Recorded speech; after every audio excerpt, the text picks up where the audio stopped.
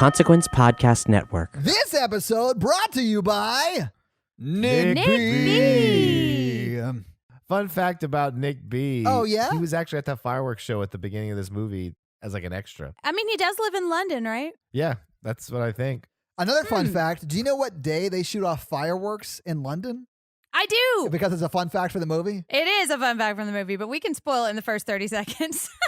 Stay tuned for Jen's fun facts to hear what, because I had to look it up. It was driving me crazy. Facts. So that's interesting that he was there. Was he shooting off fireworks? I made it up. He wasn't there. I'm sorry. This whole time? You're making up these fun facts? Was he Sorry. not in a pop and lock band in the 90s? He blocked me on social media, so I don't know. Are you serious?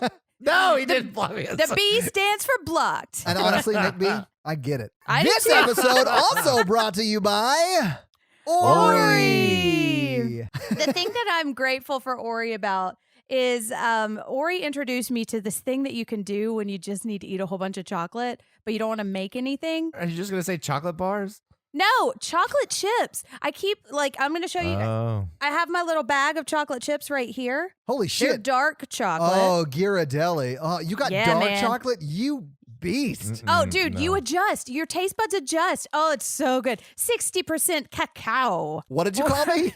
Or, but anyway, so I just have this little thing. So if I just want a taste of chocolate, because, when you open up a whole chocolate bar, like, I got to eat that whole thing. Yeah, or I have that to put whole it back. Toblerone's going in the dome. I get it. Dude, Yeah. Toblerone is so fucking good. I know. Anyways, so yeah, thank you, Ori. That was a little chocolate pro Someone tip. send me a Toblerone immediately. This episode also brought to you by Matt. Hey, Mats. Orca Borca. Oh, say it like you mean it. Orca Borca. All right. Well, Matt wants us to do some Swedish fun facts, so I have All right. one for you today. Of all the countries in the world, the Swedish capital has got to have one of the coolest public transportation systems, because when you walk into a Stockholm metro station, it is said that you're walking into the world's largest art exhibition. They have over 110 kilometers, which is like 68 or so miles, of art exhibitions in their metro stations. About 90 of the 100 stations have been decorated by over 150 artists in different themes and various forms, including mosaics, paintings, installations, sculptures, and more. That's really cool. It's pretty fucking cool, yeah, right? That is really cool. Does it house a monorail also? It doesn't have a monorail. Monorail. There is nothing that Jen can't Simpsons. That's true. Yes. You're welcome, world. We now return you to the epic saga, The Patreonicals. All right, listen up.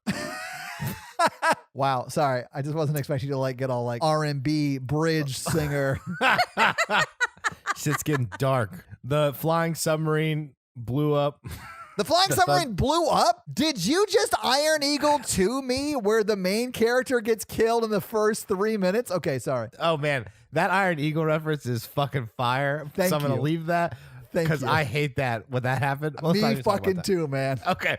I mean, I agree and have definitely seen that movie. There's so many movies you need to see. No, the flying submarine bombed Thunderdome and blew it up, and we don't know if the people made it. Okay, I got you. So the submarine didn't blow up full stop. it The did the submarine bombing. blew up Thunderdome. The city. Yeah, it bombed the Gotcha. shit out Oh, of it. so I just came in with my Iron Eagle 2 flyer too soon. Yeah. I got Yeah. you. Like the submarine. Yeah, exactly. Yeah, exactly. You've definitely seen that movie, Jen. Definitely, yeah. I know what you're talking about. Okay, scene open. It's the ruins of Thunderdome. The flying sub is flown off. Right. There's still some robots killing people. They're trying to kill all the people who aren't under the Illuminati control. Right, because the Illuminati, correct me if I'm wrong, Mikey, already has cities that are going to restart society. They just want to kill out both Thunderdomington and Mammaltopia, right? Yes. Yeah, see, I listen, Jen. I listened too. I just kept waiting for the Eagles. That's correct, Todd. I'm very proud of you. You get a gold star. Thank you. Gold star. So basically, everyone's having an existential crisis because Sure. most of their special powers have come from the Illuminati because they were manipulated into ending the world. Yeah. So Isaac saves Eddie, sees him under rubble and picks him up, and he's like, "Oh my God, who could have believed all this? All of our armies are dead. All of these people we were fighting over nothing. Blah blah blah."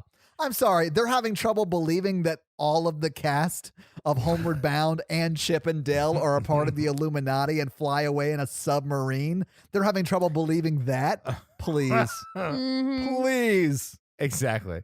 So then Eddie's like, we've got to get back to Mammaltopia before they destroy that. We can save some people and animals. Sure. Yeah, And so yeah. Eddie's like, come on, let's try to find some transportation. And then Miggy Mac and the koala and Kate meet up with them, and they all start going to Mammaltopia. Kate's like, oh my God, my telekinesis is from the Illuminati. And they're like, yeah, we get it. Wait, is it? Yeah. Hey, you can use it for good now, Kate. Yeah. Yeah. So Miggy Mac and the koala are like, oh man. And the koala's like, my fucking uncle lives there. We got to save him. My fucking uncle. Let's go. And only Eddie understood. He was like, oh, okay, let's go. And then Matthew is just like, he's just been through it, man. He's not doing so good. And so they're like, Matthew, what do you think? And they're like, he's like, I don't know. This whole thing is a lie. All that stuff. I don't know what we're gonna do. We need to find the people that are being controlled by Illuminati and free them. Oh, okay. That sounds like an interesting plot to develop. Yeah. Maybe we should lean into this plot line a little bit. Matthew and Eddie and Miggy Mac tell all the survivors of Thunderdome to head towards Mammaltopia. So they have like a ragtag bunch and they're going. Sure. And so everybody's going that direction. But Tristram, The Tristanator. he looks more badass. Yeah, he's Tristanator. Yeah. But also now he has a member of the Illuminati with him, hunting them with him. So wait, he immediately turned to the Illuminati side? No, he was built by the Illuminati. Oh, He, that's right. That's right. Eddie Sorry. Yeah, yeah. accidentally built him for them. And then now, to make sure he's hunting them, my dog Macy, who is also a member of the Illuminati, That bitch. she's with Tristram giving him orders. Wow. I mean, she is a very bossy dog. Yeah. She's in charge of hunting down the survivors of the human race they don't control. Okay. And that's the end of this week's episode. They all head to Mammaltopia. Are they going to make it to Mammaltopia? How large is the koala's extended family? When did Macy start paying for the Patreonicals? I was wondering that myself. on another episode of The The Patreonicals. Don't worry, I'm going to kill her off next week. Hopefully just in the Patreonicals. This episode finally brought to you by Chris. Hey, Chris. Chris wants to remind everyone that you are seen and you are heard and you are important and you are loved. I keep saying it every week, but it's like shit just keeps getting crazier and crazier. It's almost and like feels things get worse and worse. I know, but there's like a lot of strength in community that I think a lot of people are finding right now. And that's kind of given me a little bit of hope. And I think Chris is a big part of that in the Horror Virgin family community. Absolutely. And so I'm really grateful for him. And I'm really grateful for the constant reminder. So join the Facebook group because there's a lot of support there. Yeah, we just passed 900 Yeah. members this week. It's insane. I saw that. Anyway, but yeah, join the Facebook group, guys. And thank you, Chris. We love you too, Chris. Hey, guys, I think that's the theme music. Yeah. No, it can't be the theme music. It's fireworks. No, fireworks go up and down. The theme music is only going down. Oh, yeah. It's And the listen, theme when music. the theme music drops, it only drops down. It does only drop down.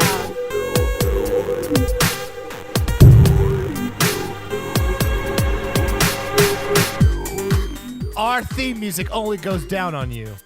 Oh, God. Well, Mikey made it weird.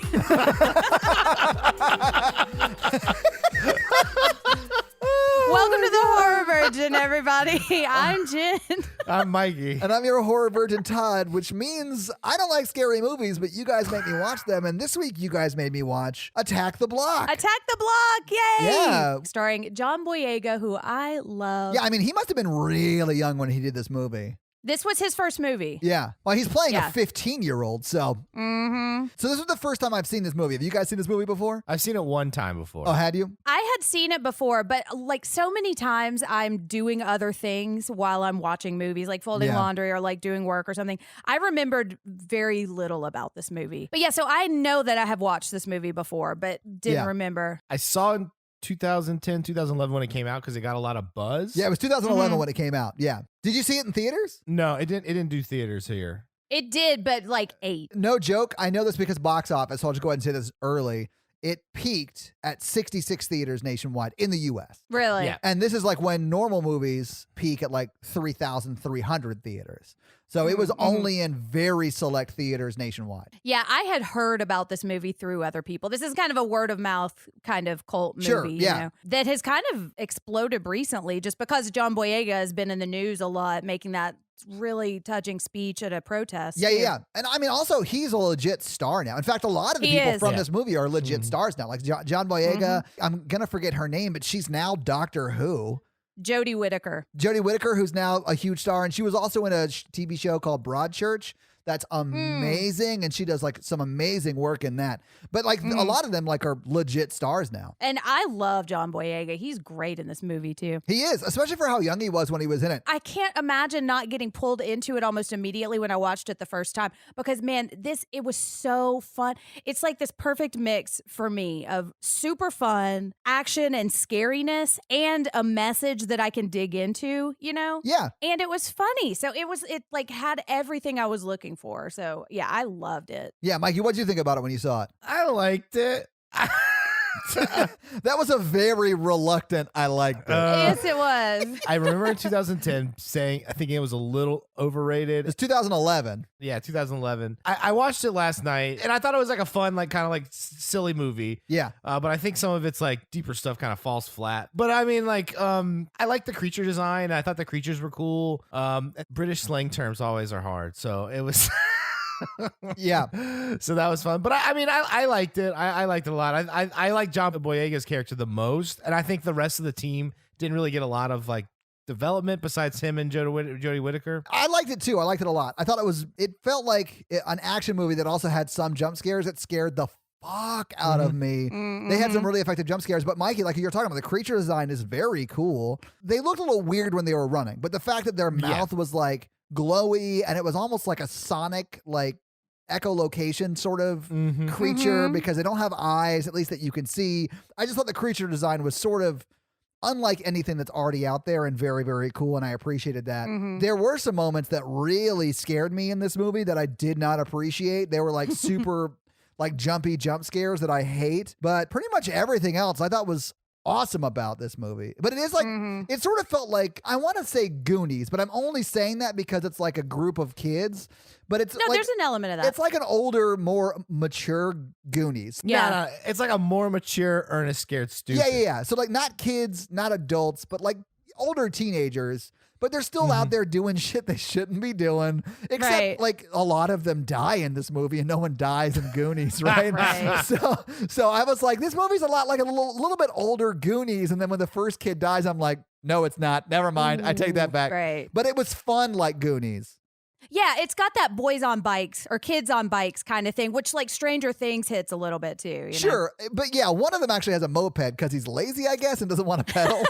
I love He's that. badass. Yeah, no, I love liked that it. moped. I loved it. Yeah, absolutely. These kids in the movie, I just loved them so much. Yeah. But let's get into this fucking movie because I want to talk All about it. right. So we start with shooting stars in the sky and then fireworks down on a city. And I feel a little guilty for shaming you about your fact about what night it was. So, Todd, what night is this in the movie? It was Guy Fawkes night. It was Guy Fawkes night. Yeah. Which I only know about because I'm a stupid American and I only research stuff if it actually shows up in pop culture.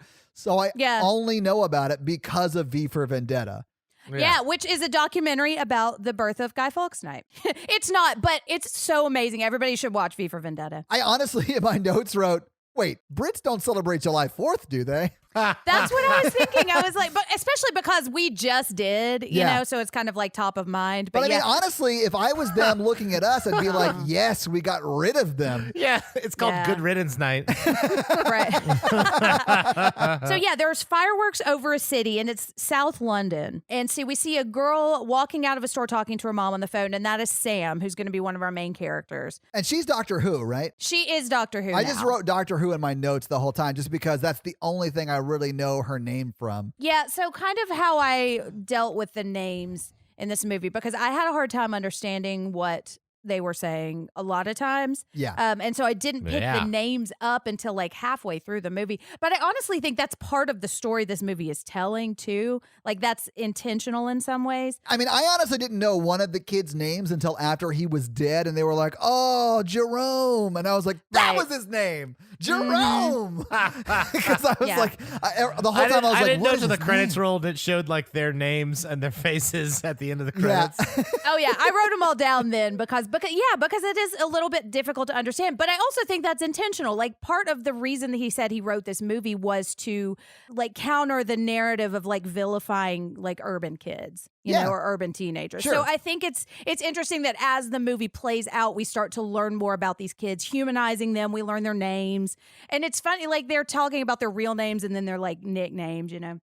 But yeah, so we see Sam and she's walking down the street and she's talking to her mom. And then she walks by like a bike passes her. And then she walks by and she sees a group of teenagers at a car and she's like instantly afraid of them.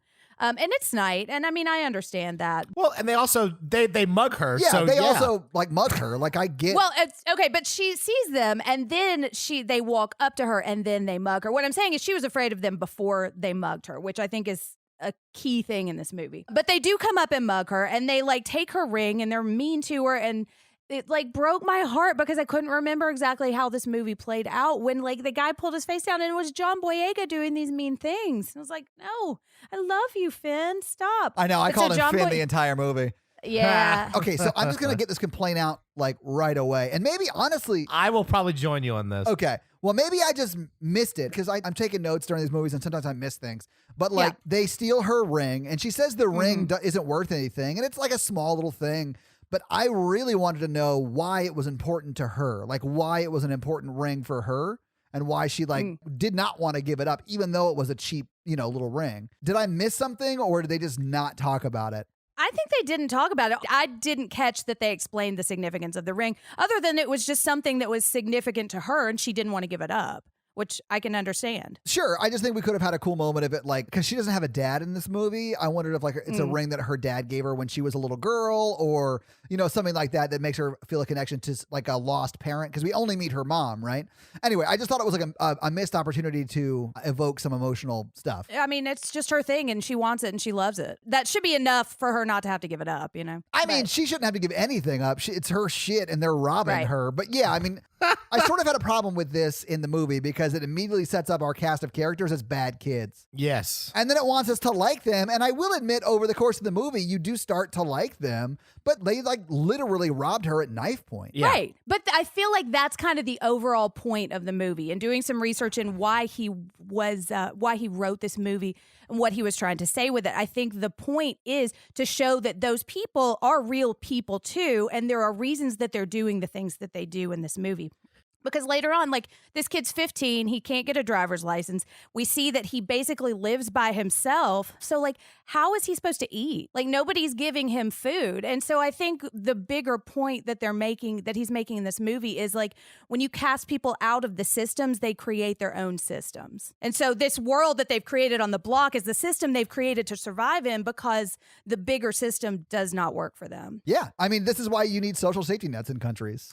Exactly. And that benefit everybody. Yeah. Yeah. Because, that's what I love is because they are the villains at the beginning of the movie. Yeah. And I think it just shows like a complicated, I mean, I've got a lot of thoughts as we talk through this movie, but Even though he lives with his uncle's not there and he doesn't have food, it's hard to justify hurting other people. I agree. And I don't think the movie is justifying that. I think it presents him as wrong in doing that. I think you're right, Jen. I think it presents it as this is not something that he necessarily wants to do, even though in that moment when it happens, it does not seem like he's against it.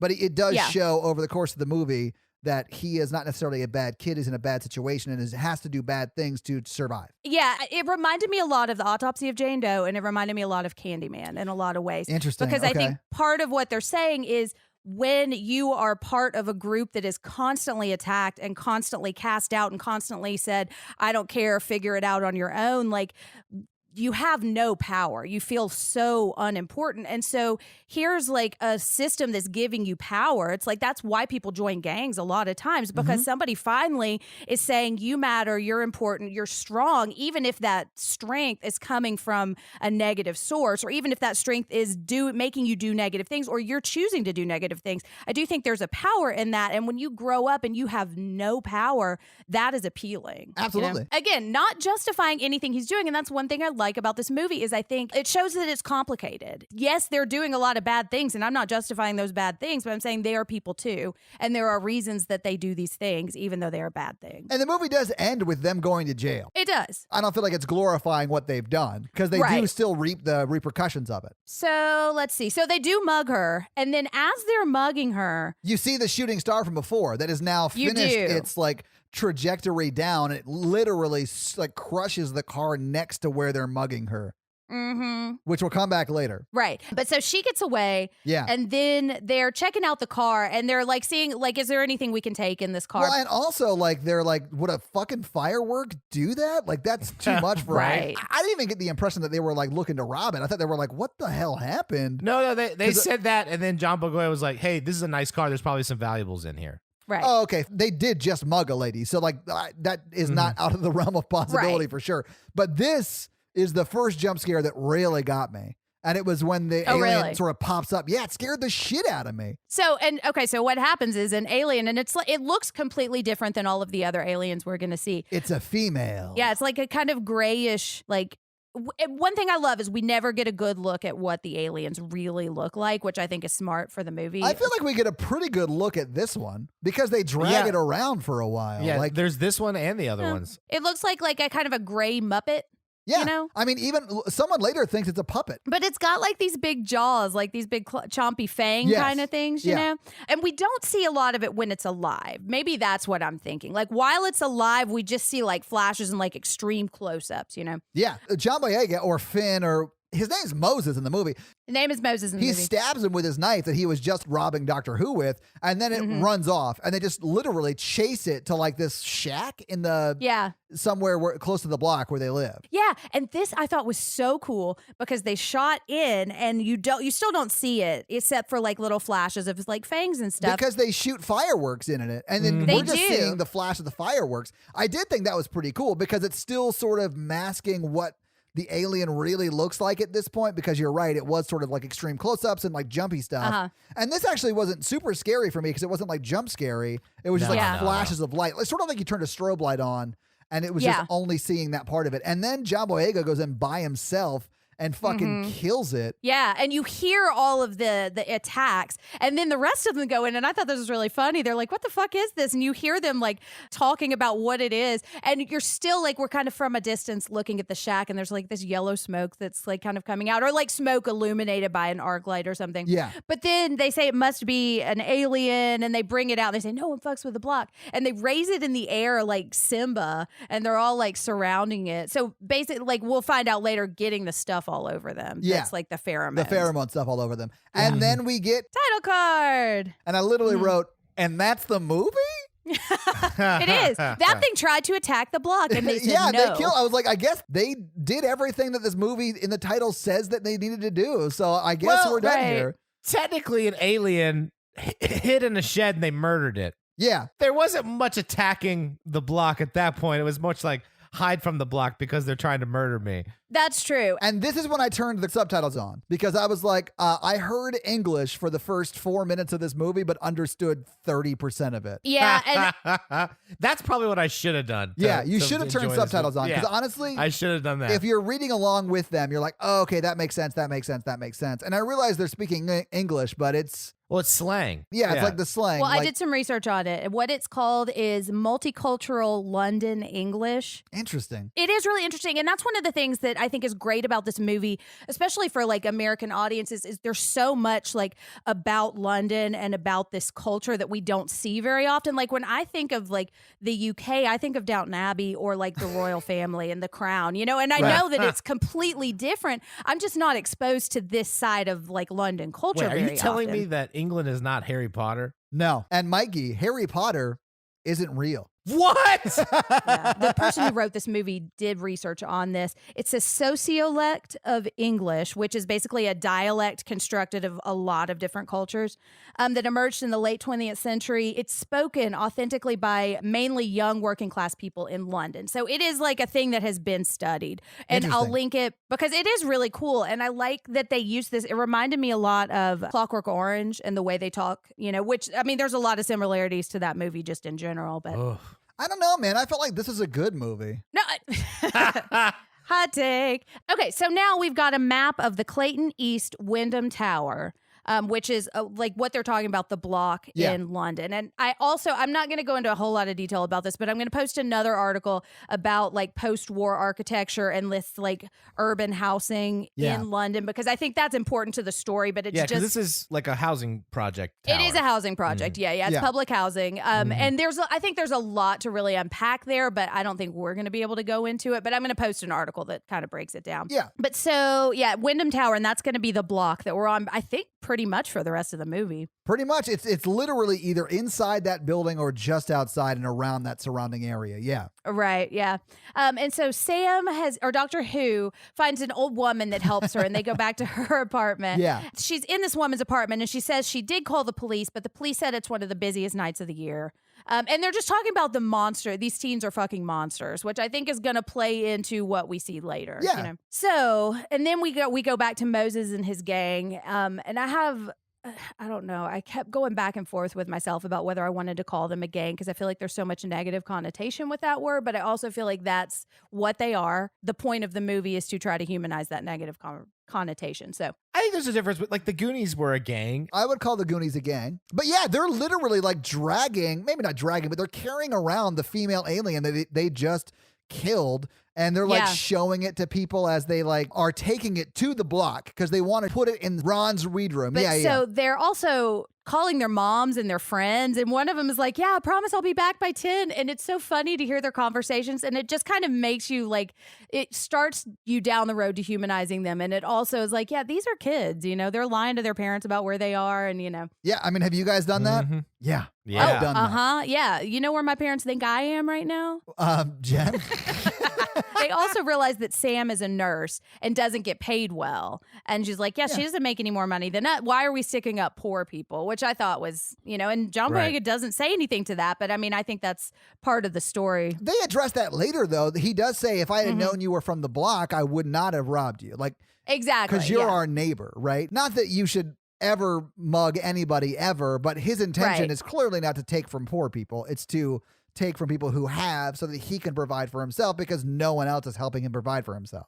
Exactly. And to the movie's credit, she says that. She's like, well, should it fucking matter? Like, this exactly. is still... Right. Yeah, which is part of the reason I think this movie does a really good job of unpacking this, like, complex issues. Yeah. Anyways, and so then they get to this group of girls, and they're kind of, like, flirting, and it's just really cute. All it really does is just establish those girls for later when we see them later. It does. And they're so great. And they're not really in the movie a lot, but I really did like that gaggle of girls. I did too. Or gang of girls, if you will, because they just seem like, like maybe early high school, late middle school, like aged girls.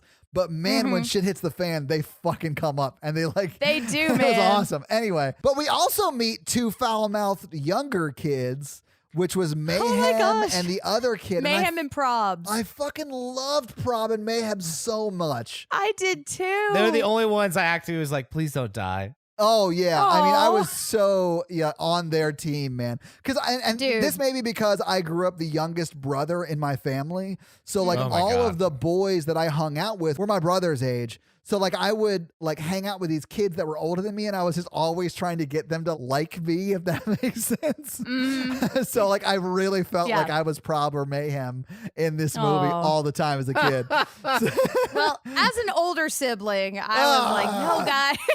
Yeah, that's me too, Jen. I'm just like, oh my God, take your super soaker and go. Like, this isn't safe for you. But they are so cute and they're so funny in this movie. Yeah, they're great. But so they want to hang, but they're too young. And I think they say, go suck your mom or something. Yeah, absolutely. It's so cute. All right, so now we get an overhead shot of the apartment building that is really cool. And another thing I will say for this movie is it's shot really well. It and is. It looks great. Yeah. And so it's like you see from the ground, you see the like overhead of the building. So there's a kid who's listening to a song waiting for the elevator. And then Moses and the gang get there too. And he's just like, okay, I'll wait for you. It's whoop, whoop. That's the sound of the police. Yeah. I love that song. I didn't know that song, but I was like, I got to get this soundtrack. It's so cool. It's from Bad Boys 2.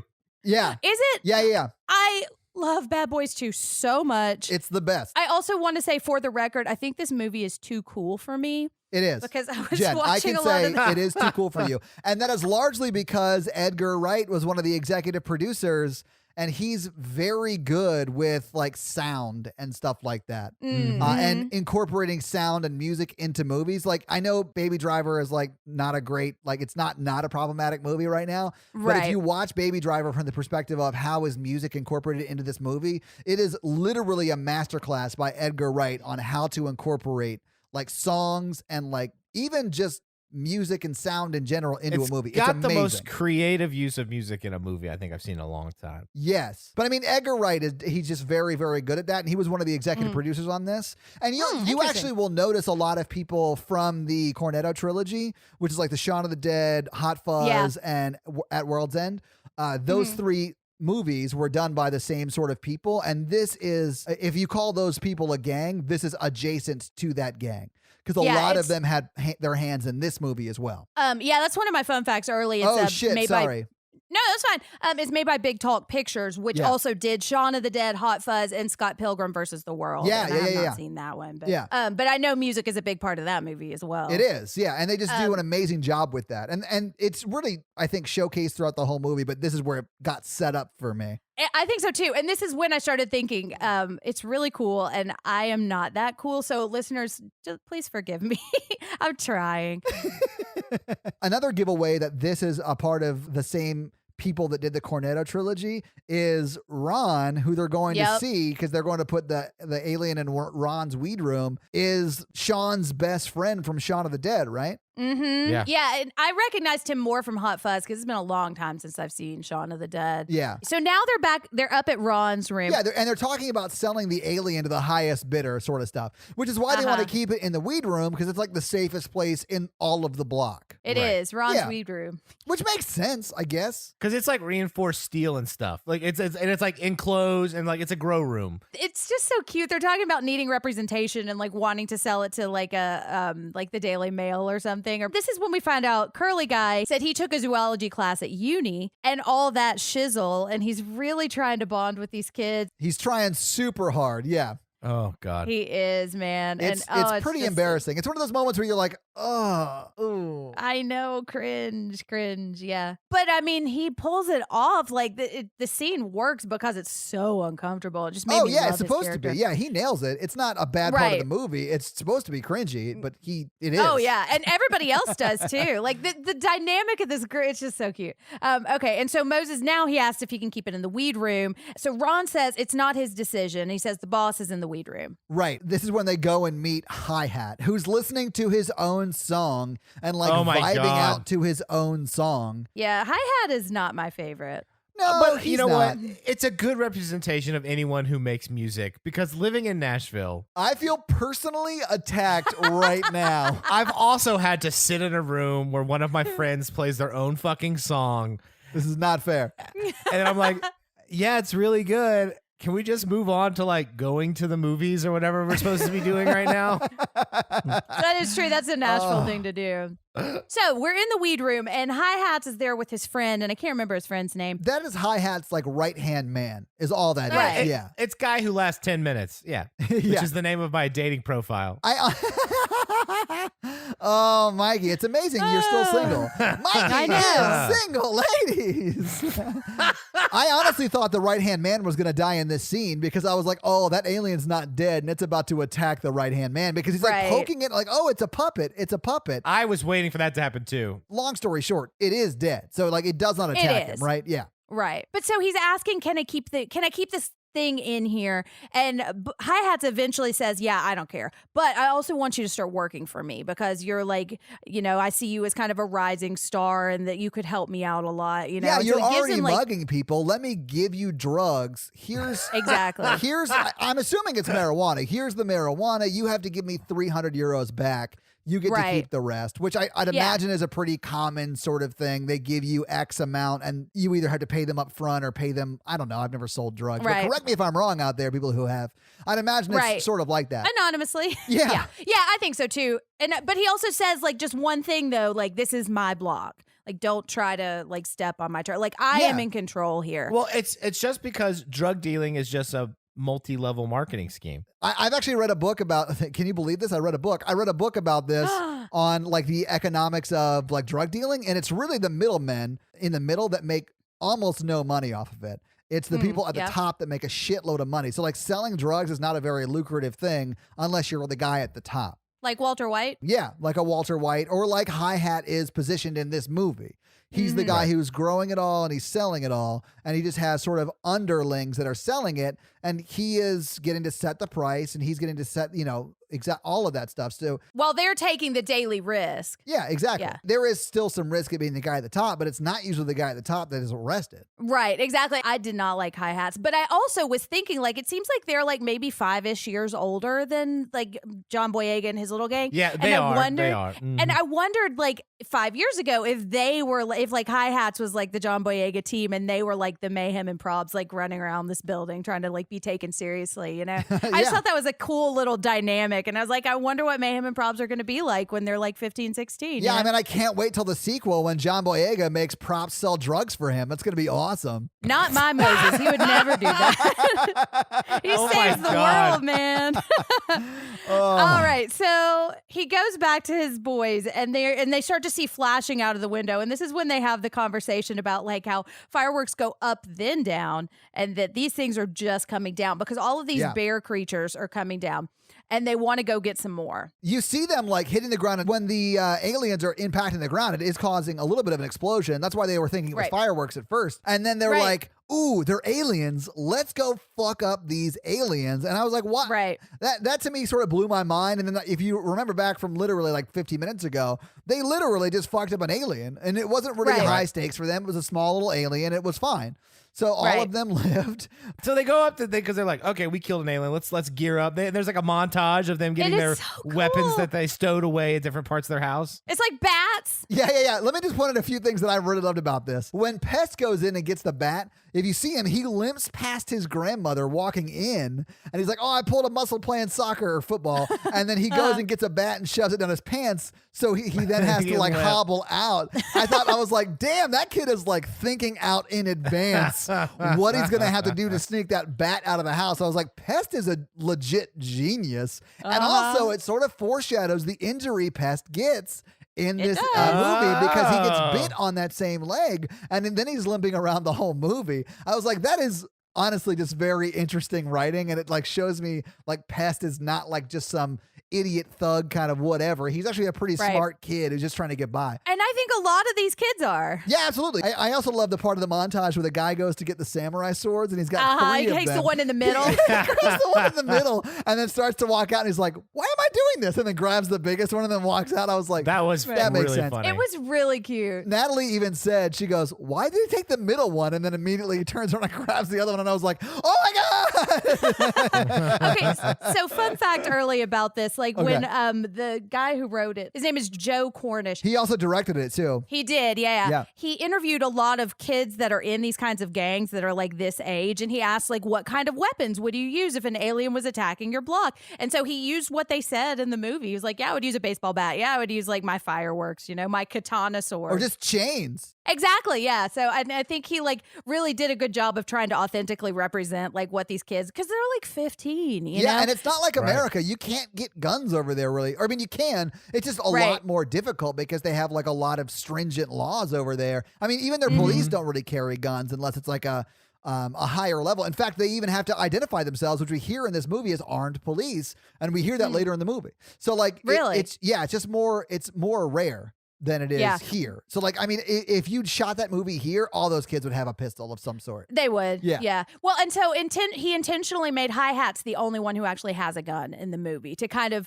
separate him from the rest of the kids. But I mean, I think it also makes sense that if you had as much money as Hi-Hats has, he would have access to guns because he could buy one illegally. I totally agree. Yeah. All right. So, but we also noticed that we do not see Moses' house. We just see the outside of his apartment. Right. We just see him go in. Okay. And so now they're rolling out, and I loved it. And the two kids are running after them and trying to catch up, and it's just so sweet. And this was when I was like getting the big Stranger Things, like, energy of like the kids on the bikes, Although there is something that happens right here in this movie that I really hate. They introduce a dog during the montage, and I think it's the chain guy, the guy who goes and gets the chain. And forgive me, he also is the one who's in the trash bin the whole movie. But like he takes his dog out, and then the dog immediately gets killed by the aliens. And I was like, why?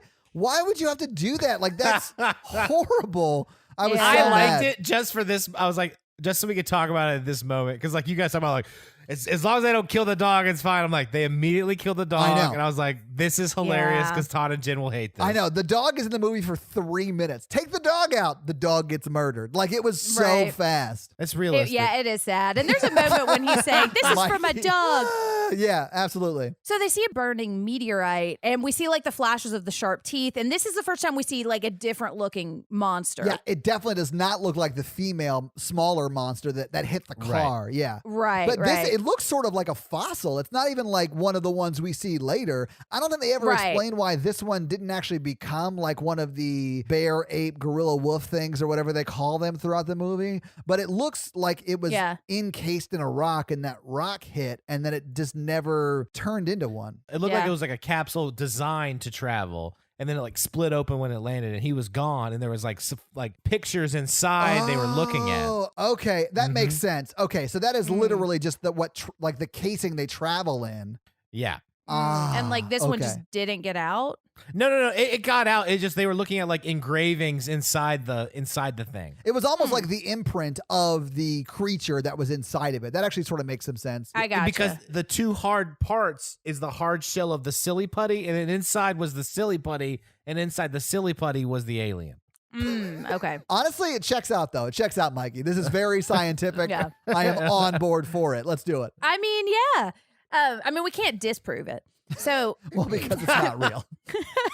so we see this is when the little doggy unfortunately meets his Yeah, end. Pogo. He was so cute. Yeah, he was a sweetie. But so, and then we start to hear the monster come in. This is the first time we see the alien. Oh, I loved this reveal so Dude, much. it's so cool. Because they see the eyes, right? They Yeah. see the glowing eyes. They're two like aquamarine glowing eyes So on just cool like looking. black, and you can't see anything. Like it doesn't reflect light, so it's almost like looking into like a black hole. Yeah. you know? No, it's like that. It's like that paint that's like the darkest shade of black. Have you guys seen that? Yes, I have. Like Yeah, video and that- you're yeah. absolutely right. It is like that. Yeah. And then you see it open its mouth, which where you thought the eyes were. It turns out the eyes were actually fangs, and its mouth is like this huge, like neon green horrifyingness of death. Yeah. It's so cool. It is yeah, very it's cool. So and super unique. You know. Yeah, I've never seen any creature design like this, although I'm in no way a horror or creature expert. But I thought this was very, Yeah. very unique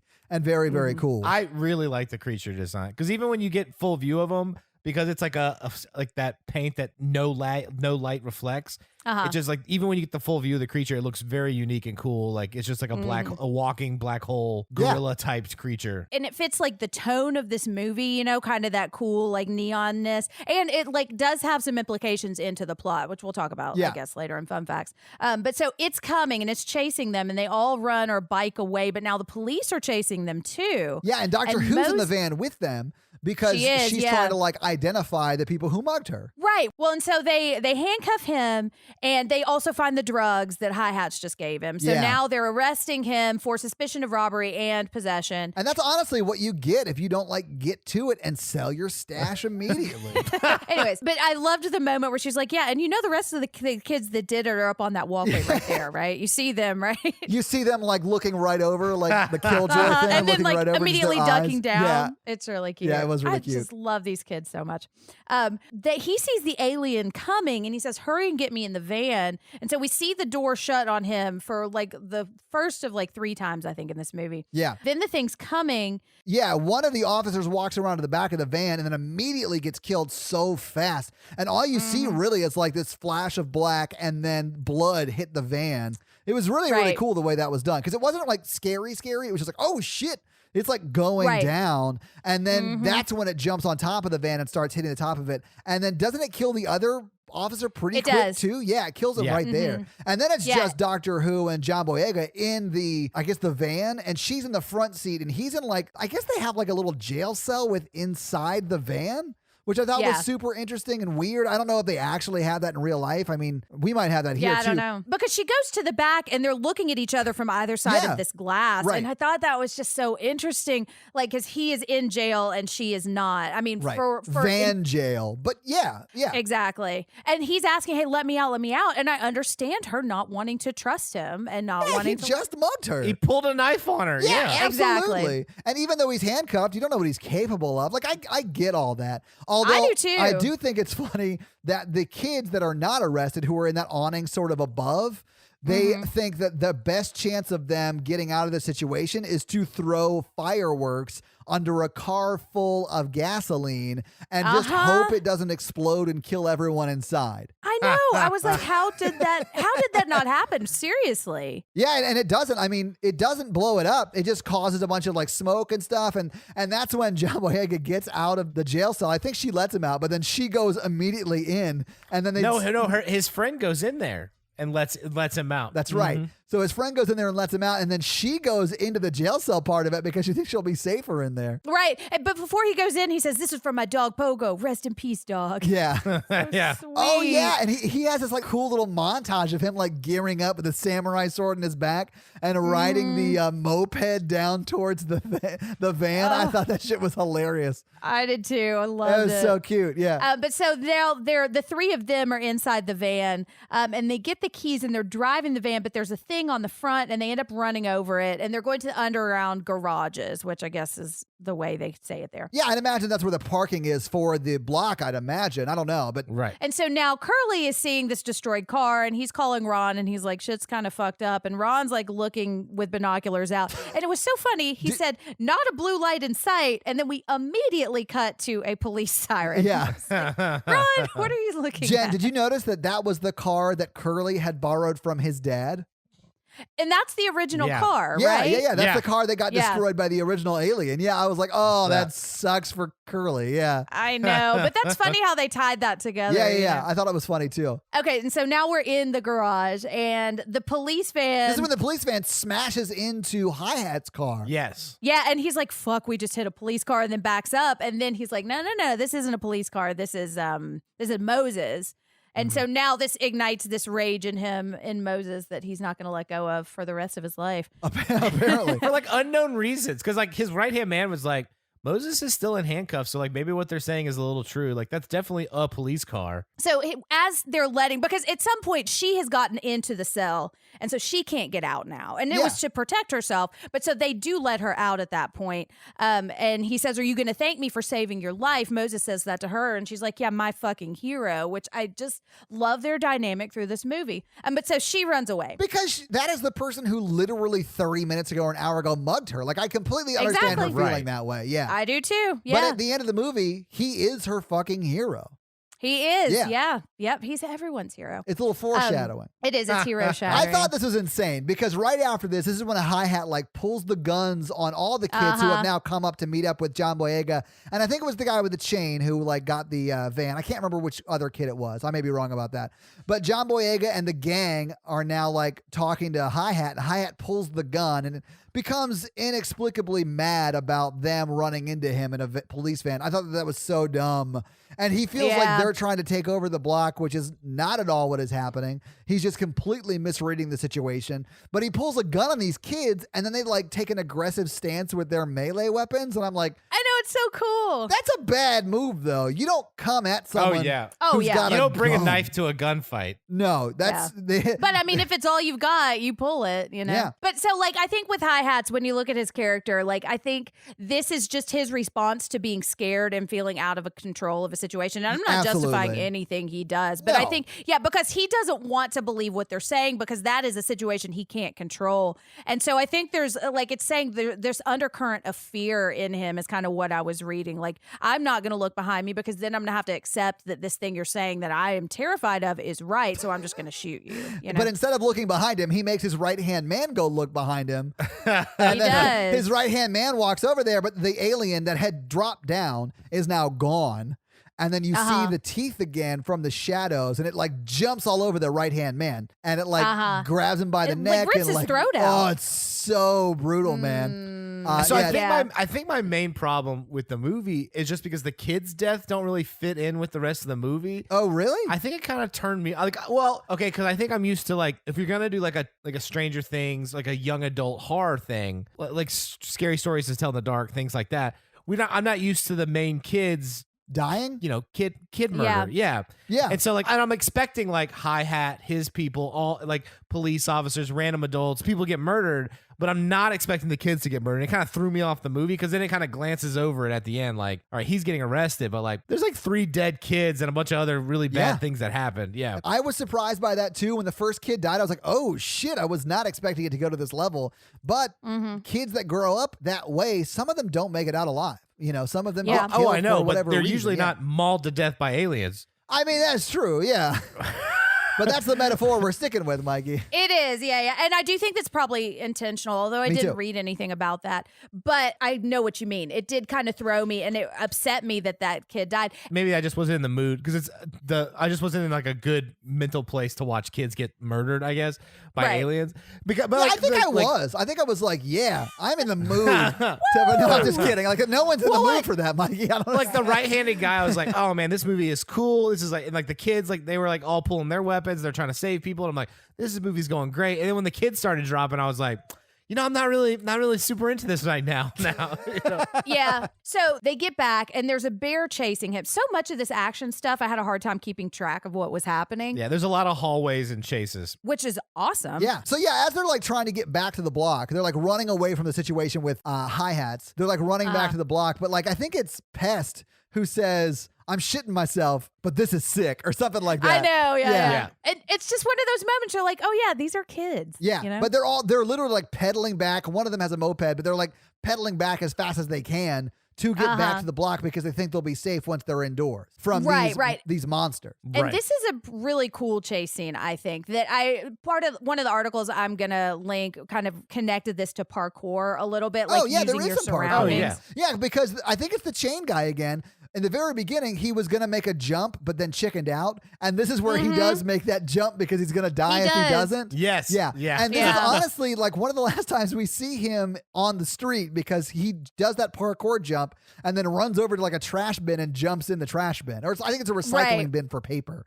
Yeah. And he's there until the very end, until Mayhem and Prod or whatever comes and saves him. Probs, comes and saves him. But there's also a moment where like one of them rides their moped underneath like one of the little square parking things. Like, and it's just so fun. And it's like the best kind of kids on bikes scene because like there are these awesome monsters chasing them. And I also like because it is parkour, but it's not. Like sometimes they're like riding down the stairs and then they just fucking crash and their bike is done and they just have to run.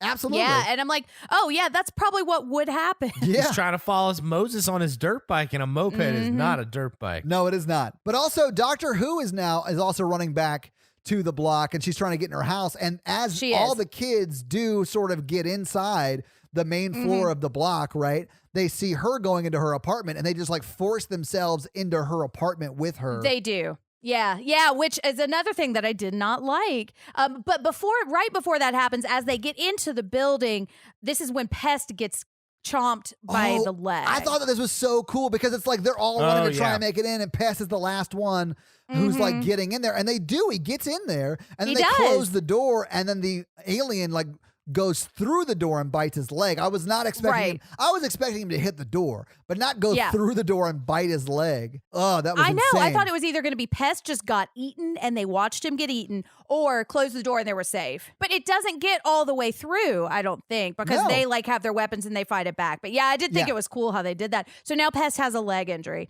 And so like what we were saying, they force their way into Sam's apartment, which again, I understand their motivation, but also not cool. That's like home invasion, probably different than what we're used to, but like she did not give them permission to enter. And to show that to them, she grabs her guitar and tries to like defend herself with a guitar. Right, exactly. Yeah. And I really liked the conversation that played out here. And they're also like talking about texting everybody and telling them what's happened. He said it's too much madness to explain in one text. Well, that was back when like you only had a set number of minutes and a set number of messages. So yeah, Right, I like that too. Yeah. It was cute. But so they're talking about how they're just assuming that she's going to be on their side and instantly trust them now, which I understand her not wanting to do. Yeah, that's an insane assumption because they just robbed her. Yeah, Right. I totally understand, and I would feel the same way. Also, she hasn't really seen much of this. Like, maybe she thinks like a bear escaped from the zoo or something, or like there's a wolf out there. Sure. So she knows there's something out there, which is why she was running in, but like she doesn't know what the fuck's going on. I honestly got the impression she was just running in because she had literally just been taken hostage by a group of kids, and they did Yeah. let her out because they were about to fight the drug dealer in that area. So she was just trying to get Right. the fuck back to her house and No, get away I from mean, everything. she still saw the two officers get murdered by the bear. That is true. You're right. Yeah. Right. Yeah. There was But- blood everywhere. Yeah. That's hard to hide that. But I could also see like these aren't the guys I want to align myself with. Yeah. Like I don't want these guys No. on my team. They I don't just trust robbed these me. people. Fuck them. Yeah. Yeah. Which is Kids, just so kids. cool. I would not want to be bunkered in with a bunch of kids. No. But they're also saying, but she's a nurse. Like you can help like fix my leg, you know? And then they give her shit for swearing too much, which I thought was really cute too. Yeah, I did think that was funny. And I also thought it was funny that they were giving her shit for not liking the area. She's like, yeah, I think I'm Right. thinking about moving. They're like, oh, really? Why? Because I don't really like the area. What's wrong with the area? Well, you just fucking robbed me. Exactly. Yeah, I thought that was funny. Yeah. But they're trying to like make her fix his leg and she doesn't want to. She's like, no, fuck you. Like, again, you just robbed me. But also she's saying, I just graduated. I don't have the skills to fix this. But they it's do. just basic first aid. Like, what school did she go to? Well, I mean, I think that's part of like, she also sees like he needs more than what I can provide right now. Long term. Yeah, I think it's clear that he needs more attention than she can do at her own house. Right. He's going to need antibiotics. He's going to need like other things than she can provide. And then she says, hey, you need to get him to a hospital. They don't want to do that for a lot of reasons. Well, and she tries to call like the cops or the police or whatever, the feds, or I think they call them, and John Boyega like, grabs the phone and says no feds, and Right, that's why right. she's like, well, he needs medical attention. Meanwhile, this is happening. We cut over to Curly and Ron, who are just high as fuck. Yeah. Back to the Sam's apartment where she's helping Pest. Yeah. And they hear a noise, and then Moses goes to check it into the peephole. And then I was wondering if this is one of the jump scares that got you, Todd, because then the thing is right there, right in his face. Yeah, it scared the shit out of me because they look up the peephole and then out of nowhere, this alien jumps up towards the peephole and that scared the shit out of me. Yeah. Right. And it's found them now, which I think kind of starts us to realize that this isn't just, they're not just terrorizing wherever they see people. Yeah, and they're they gonna are eat honed whoever. in on the gang of kids that we're following, right? Exactly. Yeah. And so then it does burst in, and John Boyega fucking kills it with a samurai sword. It's Right. insane. Yeah. That's a cool part. It is Oh, very it's cool. awesome. He like cuts Yeah. into its head. I mean, it doesn't go all the way through, but like cuts into it, and then it just immediately drops to the ground. Yeah, and so now they can look at it and they see like this isn't a dog, and they're looking at it, they're saying it's too black to see. It's blacker than my cousin, which is, I mean, I guess we can talk about this now. I found an article that was talking about the creature design here. Yeah. And talking about the fact, like earlier, they've said those kids are monsters. And so these monsters are blacker than them. And they said these deep black neon fanged predators literalize monstrosity, thereby disconnecting its symbolic stigma from the gang. And I quoted an article that I'm going to link. But I think the point of that is that they are the monsters. So now you can see like it separates the actual monsters Yeah. from the kids that they've been calling monsters the whole time. But yeah, it does a good job of like showing that the actual monsters are the aliens and not the kids Exactly. anymore. Yeah. I think so too. Yeah. And I think that's part of the point. So Sam walks out the door and the lights start to go off as she's walking down. And I think she's thinking, okay, I'm getting away from these people that she has called monsters earlier. And so now she hears the actual monsters coming down the hallway Yeah. and she looks back at them because they've all walked out into the hallway. And she walks up to the teens and she's like, wherever you're going, I'm coming with you. And you owe this to me after what you've put me through Yeah. tonight. Agree. Yeah. And this is when like they all introduce themselves. So it's Pest, Dennis, Jerome, and then Moses that we know. And I don't know if I'm missing. Somebody else is in the dumpster, but I can't remember what his name is. He's the guy I was calling the chain guy because I don't know his name either, but he's in the dumpster pretty much the rest of the movie. But Moses says, go get a weapon because you're going to need it. Mm-hmm. And she goes and gets like a kitchen knife. Which, I mean, she's going to use. We'll see. Yeah, she uses it later to save Moses. The next thing we see is Hi-Hat talking to somebody about how it's not aliens, it's whatever, and we need to go get these kids because they're trying to take over the block. He's just fundamentally not understanding what is going on. This actually did bother me quite a bit because Hi-Hat just killed one of the aliens. He shot it like 9 times with his pistol.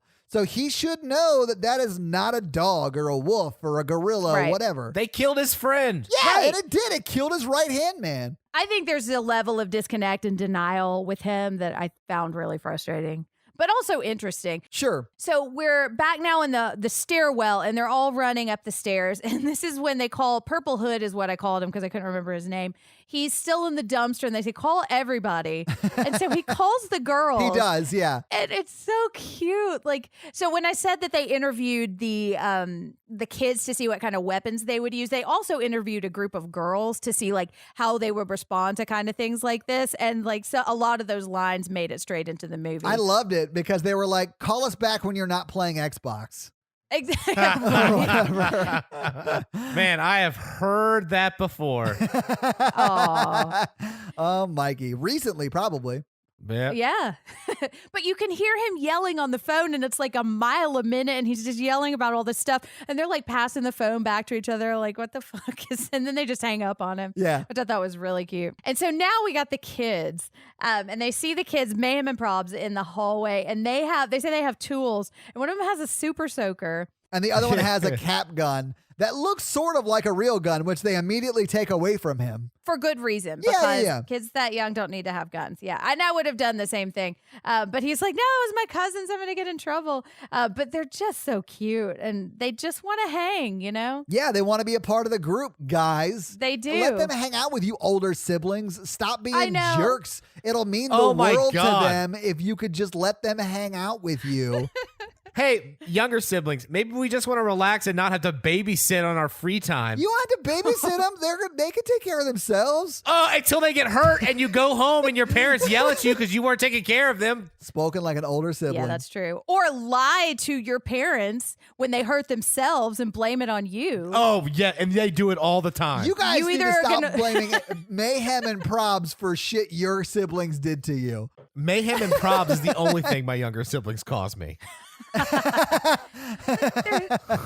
They're so cute, though. They And are. I They're mean, great. what they're telling them, they're like, look, this is some serious shit. Go into your apartment because that's where you'll be safe. Yeah, and go I do hide. think at that time, they're like just trying to protect them. Yeah, absolutely. But I love when one of them's like, I'm 9.5. Yeah. So Right. That's Mayhem, cute. baby. So they're going up to the girls' apartment. Because they have a gate on their door, like an iron gate on their door.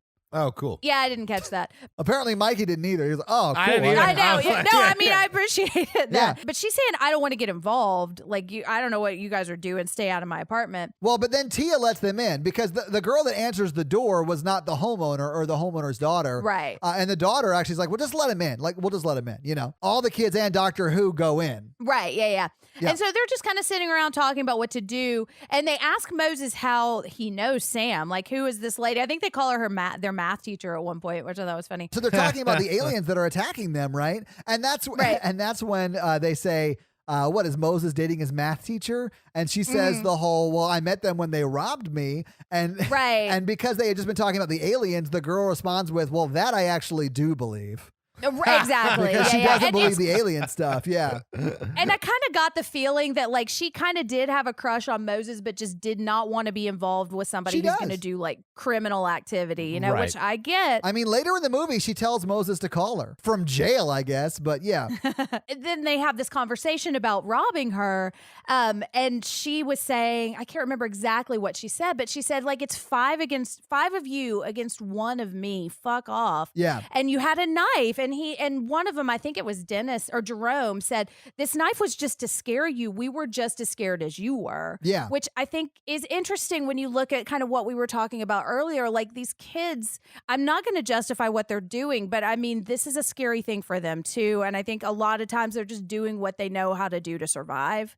And it's just the system is not designed to protect Sam or these kids. And so, Jen, have you watched The Wire? No, but this has been compared to The Wire a lot. No, I haven't watched it yet. It's really you good. You should watch The Wire. You would love it. That's what I've heard. Well, and so I think about this a lot with like immigration and just people like that do not feel like they can trust the police or can trust the law, because when the society that you're supposed to exist in doesn't support you, you have to build your own societies and you create your own law. And that's kind of what they're doing. And that's just a symptom of this larger system that doesn't support everyone. It's kind of what we talked about in our Purge episode. But I just thought this conversation was really interesting because it's humanizing these kids. And like, no, we were scared too. Yeah. And this was inspired by when Joe Cornish got mugged by a group of kids, and he was like, I could tell they were really scared when they were mugging me, but they had a weapon, so I just did whatever they said. Yeah, exactly. That's what you but should I just think do. it's just so much more complicated when they think. We want to just look at it as like good and bad, right and wrong, and I think when you look at the entire system, it's just so much more complicated. Yeah. Mm-hmm. And I like that this movie talks about that, you know? So now Sam is saying we need to call the police.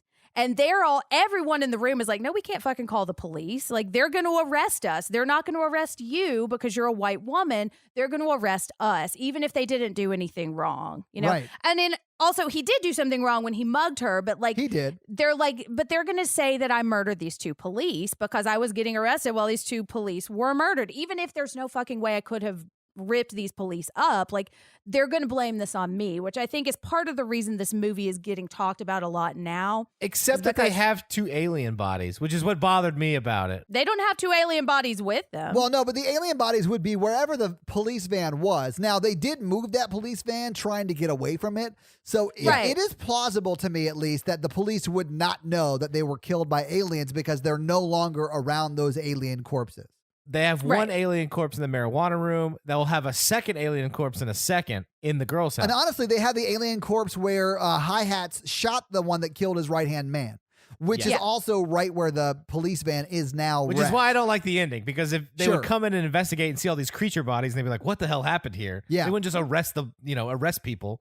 Well, but I think the point the movie is making is we are assuming like a level of trust that the police would have for us if we could produce these bodies that they don't have, because the police are going to get there. And what happens is immediately assume that they did everything. Yeah. Because there are a lot of people that get arrested when there is clear evidence that they didn't do what they're getting arrested for. I hear what you're saying, but they would go down the basement and see like a alien in the body of Hi-Hat's right-hand man. They'd be like, oh, we need to shut some shit down. This is insane. Yeah, I don't necessarily would disagree with you, but I do think that the way this movie ends is probably pretty accurate to what would happen. But I choose so to too. believe that literally 45 minutes after they get taken to the station, they're let go because they're like, oh shit, it was an alien invasion and you guys actually handled it and we should not have arrested you. Are fucking bad. Although you did rob this lady, so we need to talk to you about that. Yeah. Right, I agree. And I think the point that it's trying to make is we can't trust the police to look at this evidence that we have objectively. And whether that's true or not, I think that is representative of how a lot of Black people feel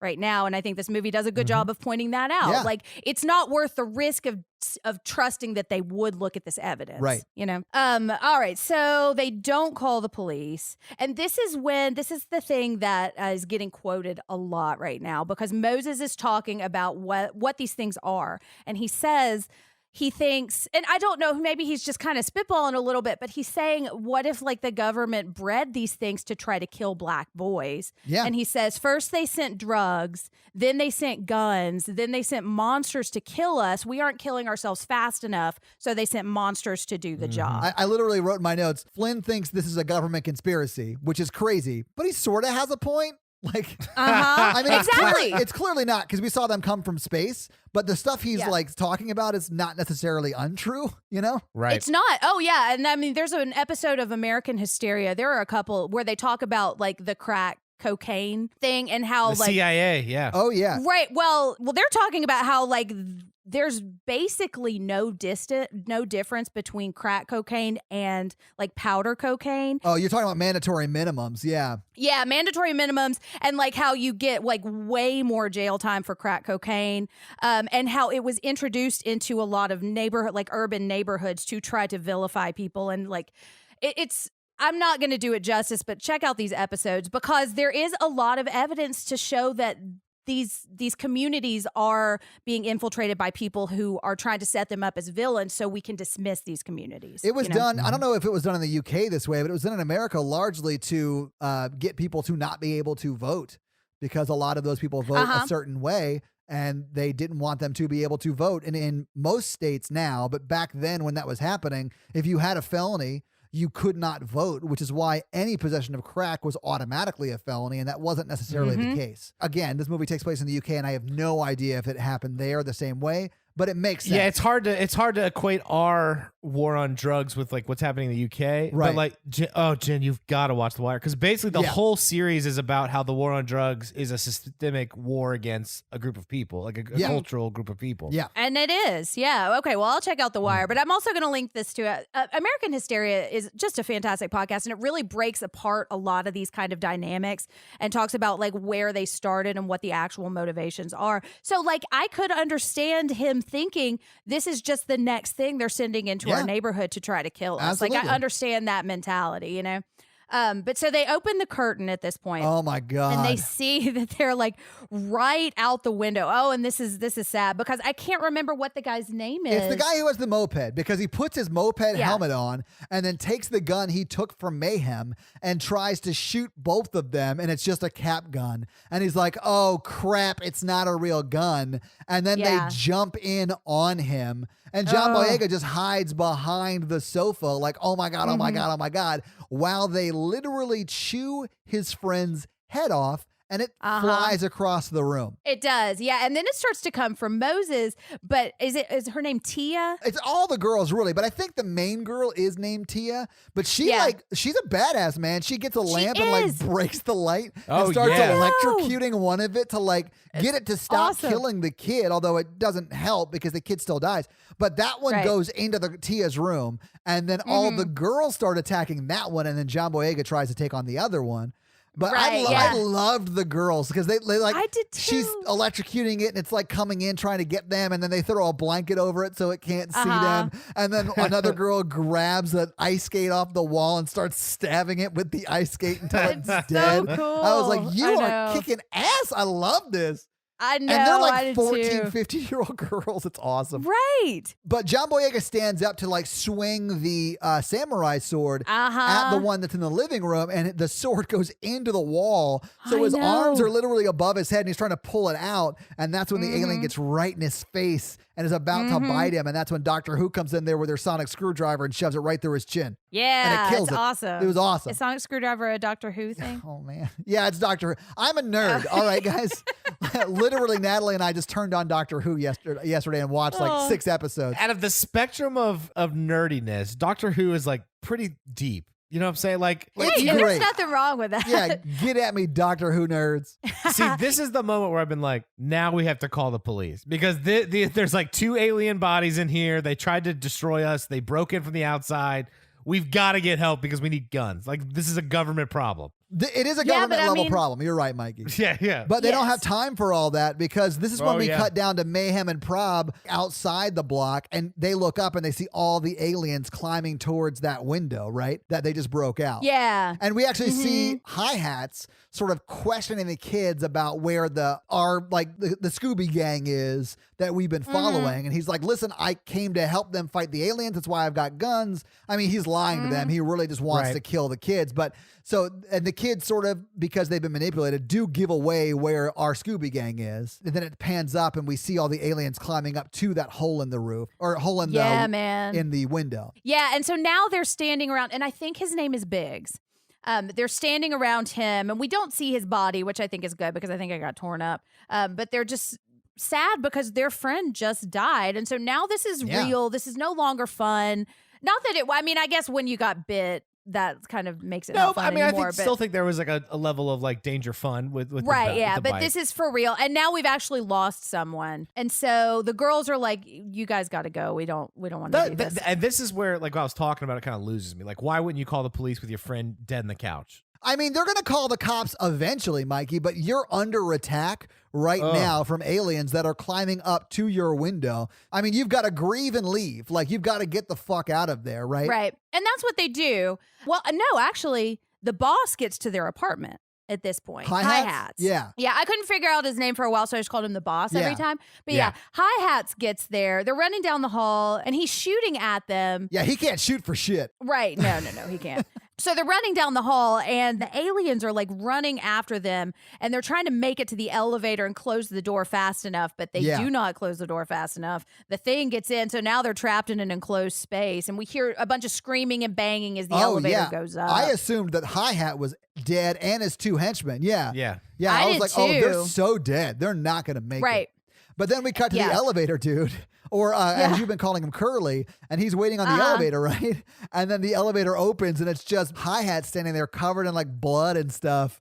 And he's like, you may want to wait for the next one, mate, or whatever he says. Right. Yeah. Yeah, I was like, fuck, how did he kill that thing? And then I remembered that he had a gun, and I think it just points to like how that is not really a factor in this movie, except when Hi-Hats is around. So I just forgot that was a way they could kill him, you know? Yeah. This is the second time Hi-Hats himself has killed an alien, and he refuses to believe still that there are aliens in this movie. Right. He doesn't believe there are aliens in this movie until they're ripping his face off at the end. It blew my mind. I know, man. Again, you can almost see the look dawning on him like, oh, shit. Well, you could see the look dawning on his face and then it getting ripped off. Yeah. Which I like. I do too, yeah. So Curly is in another elevator, and then Moses and his gang and Sam are all in there. Yes. And he's like, what the fuck is going on? And this might be one of my favorite moments of the entire movie, because they say they're going to Ron's weed room. And then Sam asks, what's Ron's weed room? And then Curly says, it's a big room full of weed, and it's Ron's. Yeah. I did love that too. Yeah. It was awesome. But he says it with such a straight face, Yeah. and it's so, I just love it. He's almost like, what this- don't you get? I know, it's Ron's weed room. Yeah. And they're going there because it's the safest place on the block, and they're being chased. They don't know why yet, but they're Exactly. being chased. But this is from this point on, Curly is a part of our gang now. Right, yeah. He's joined the gang, which I'm down with because I really like him. Yeah, me too. But so they're looking at the end of the hallway and they're like, okay, how are we going to get there? And then they devise literally the dumbest plan ever. I mean, it's dumb for some of them. This so they made me shoot. so mad. I mean, you do see aliens down there, right? So there are aliens on that floor already. And they Because they're smelling the dead one that's in the weed room. Yeah, we don't know that yet, but yeah, that's absolutely what Right. they're doing there. Like, it explains why they're there. I'm not mad at that. Right, But then yeah. they shoot smoky fireworks down towards them, and it doesn't kill them. It's just like it makes a lot of noise and scares them or whatever. But now they're having to walk down to Ron's apartment, and you can't see what's in front of your face. It's literal suicide. Like, it's so dumb. And they don't like stay close, which was also weird. No, well, they and don't. I think they tried to, but it's just like it's confusing and you just don't know. Because I think at one point, like Jerome turns around because he hears one behind them and he's like the last one. Well, he wasn't the last one, but Curly's there, and Curly's like, oh, God, they're right behind us. And then Curly runs away, and instead of Jerome running with him, he turns around and doesn't see it. Right. And then you see him get disoriented. Yeah, and it is really like it is a dumb plan, but it's really effective and cool as they're walking through It's this effectively hallway. You know? shot, if that's what you mean. Yes. Yes. Yes. Yeah, that is what I mean. Yeah. Because you get disoriented too. Like you Yeah. can't tell where he is. And at some point, like somebody gets to a door and you're like, okay, this is something I recognize as 2 feet away from me that I couldn't see because of all of this smoke. Right. But so Pest is going to go back and get Jerome, and he's like walking down the hall, and then somebody reaches out and grabs his ankle, and it's Jerome, and he's got this huge claw mark on his face, and the thing is like actually eating him at the time. Yeah. And then Sam grabs him and pulls him back in. And they end up hitting Curly in the face, which I thought With was the funny. bat. Yeah. Right. And so now they get to Ron and they're like trying to convince Ron to let them in. And Ron is reluctant, but they do. And then surprise, Hi-Hats is there with a gun pointing at them. Yeah. But don't blame Ron. I mean, Ron was being held at gunpoint to let them in. Like, it's not Ron's fault. Yeah. Ron is basically like a comedic non-entity in this entire movie. Yeah. Which I'm down for. You could tell me Ron was a figment of Curly's imagination. It would make the same amount of sense to me. But yeah. Exactly. It was really Curly's weed room the whole time. But so they're going into this apartment, and he, like, so Hi-Hats is he's got his back to the window, and Moses is like, he's pointing the gun at him. He's about to kill Moses. And he said, I was going to make you. Now I'm going to dead you. Which I thought was, I don't know if that was like a dialogue. I'm sure it's a slang thing. I really wish he had said break you, though, for the rhyme. That would have made me very happy. I don't see how you can just leave a rhyme at the table like that. No, well, absolutely he's not the best musician, guys. We heard I mean, earlier, that song is pretty fire. Blah, blah, blah. Is it? Yeah. Oh, I missed it. It's not great. Also, I'm not super cool. Oh, okay. I don't know. My coolness doesn't extend to knowing whether things are good or not. But so anyway, so Moses is looking and he's like, dude, this shit's behind you. And he's like, to his credit, he's trying to warn them a little bit. And then he's like, fuck, you're not going to believe me. Because we see tons of these like blue-green eye jaws like coming up, and they're all about to swarm him. And so they break the window and they attack Hi-Hats. Everybody else runs away. They run into the weed room. Yeah. And this is when they eat his face off, like we were talking about. They dead him. They do dead him. Yeah. He's karma. dead. He's dead meat because he got ate. No, I get it, Maggie. Okay.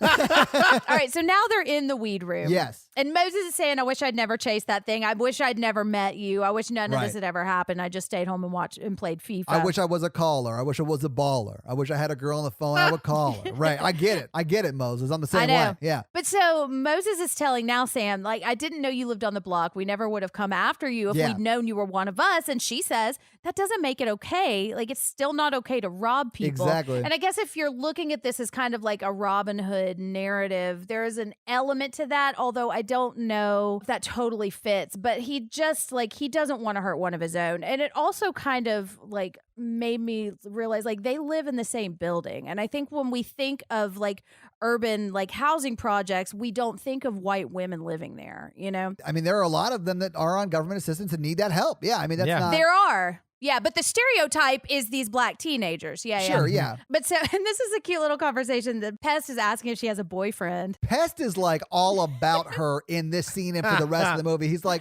hey, so what's your deal? And then she makes up a story about having a boyfriend in the civil service. In the Niagara Falls area. Yeah. She's like, I met him at camp. It's not a big deal. Right now he's away helping people in other countries. And he's like, what, he didn't want to help Brit kids or whatever?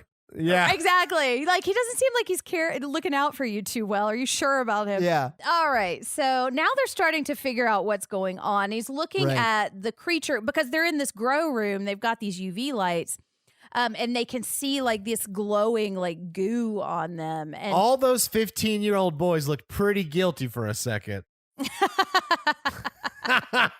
With their black light, white goo all over them. And Pest was talking about how hot Doctor Who was, so... That's true. Yeah. The plan they're making is that this one is female and all the other ones are males, and it's like bees, and they just go to these planets, and then all the males follow. And so this is when they start making their plan.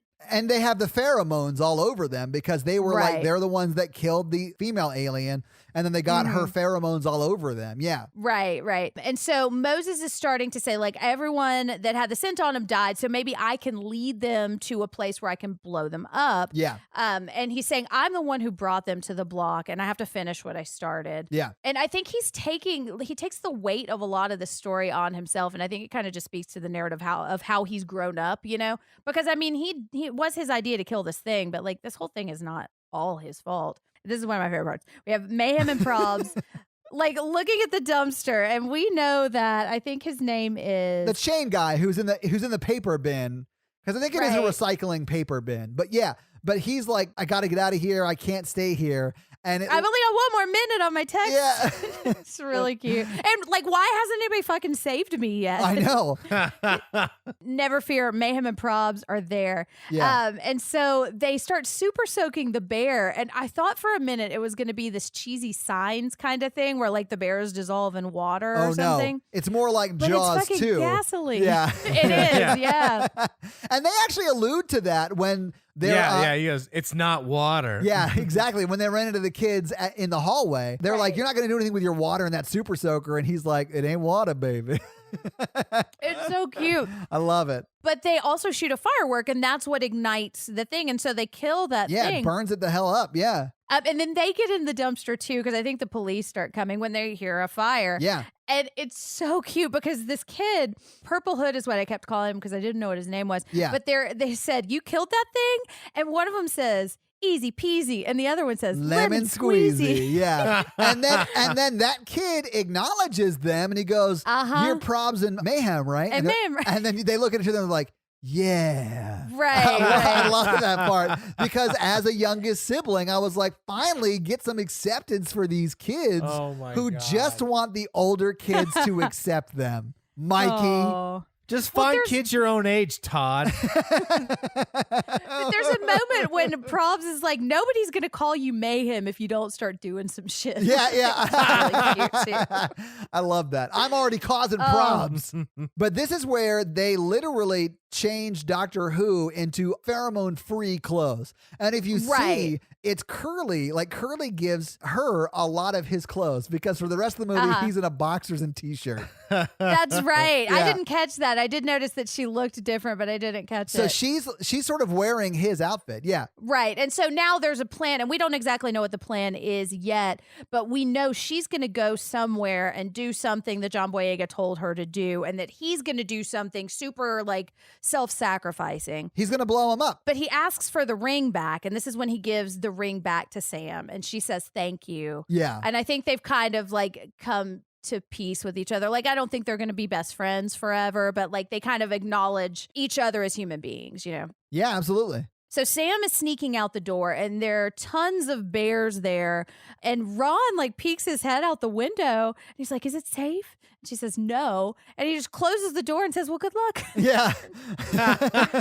It was so funny. Yeah, it was great. They can't smell her, so they just kind of ignore her. They leave her alone, yeah. Because honestly, they're not interested in her. They're just looking to smash. They are. Which yeah. I get. I mean, yeah. I mean, it's distracting. I get it. Quarantine. You know? They've been quarantined in space for so long, Mikey, that when they get to a place they can run around, all they're interested in doing is finding a female to smash. I understand. So she gets to his apartment and he calls her and they're just talking for a minute. And we see that there's like a pizza there. It's a mess. He says he lives with his uncle who's really not there very much. Yeah. And that he has like a Spider-Man comforter on her bed. And this is when she asks how old he is. And he says he's 15. And it kind of just hits home like he's a kid. Yeah. You know? And she even says, you look older. And he goes, thanks. Right, exactly. Yeah. That Whatever, has helped me. Yeah. Yeah. But so now she starts the plan. So she's basically turning the gas on to this apartment. And then she sneaks out and runs out. And she's pretty much safe for the rest of the movie. Then we get this awesome slow-mo scene of John Boyega like sprinting out of the weed room with like a backpack, which is not a backpack, it's the female. He's not only covered in pheromones, he's like got the corpse of the female they're trying to smash. And they're all chasing him down the hallway and chasing him down the stairs. I loved this shot. It was amazing. It is so this was cool. Yeah, it's like the glowiness of their jaws and him running. It's so cool. And he's got the sword.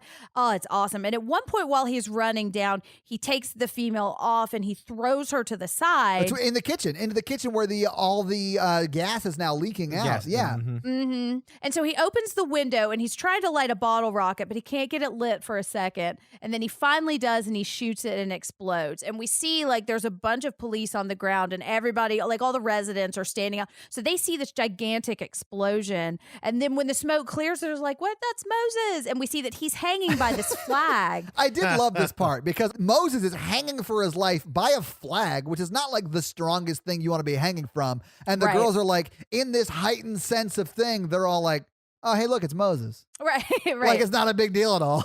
Exactly. Yeah. Like he's not only like just saved everyone, but he's doing this awesam badass and is thing, about too. to die. Like he's hanging by a thread, literally. Oh, hey, look, it's Moses.